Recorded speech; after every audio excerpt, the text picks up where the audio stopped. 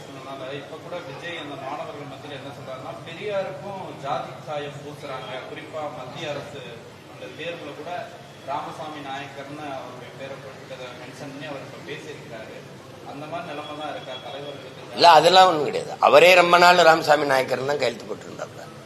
தம்பி, பெரியார் இங்க ஒரு படம் வந்துச்சுல, இங்க பெரியார்னு ஒரு படம். அங்க என்ன, அங்க ஆந்திரால அந்த படம் வரும்போது பேர் என்ன?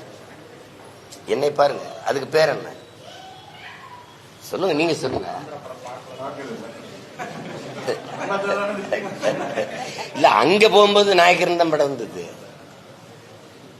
பெரியார் ராமசாமி நாயக்கர் தான் பேர் வச்சு படம் வெளியிட்டாங்க. அது தெரியுமா தெரியாதா?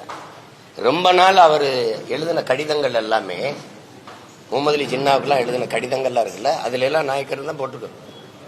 வேணா உங்களுக்கு அனுப்பி வைக்கவா அண்ணன் கடிதங்கள் எடுத்து? இன்னைக்கு அவங்க அது தம்பி ஏதோ சொல்றாள், அது அதை போய் நம்ம இது பண்ணிக்க வேண்டியது இல்லை. குறிப்பா மாநிலங்களவை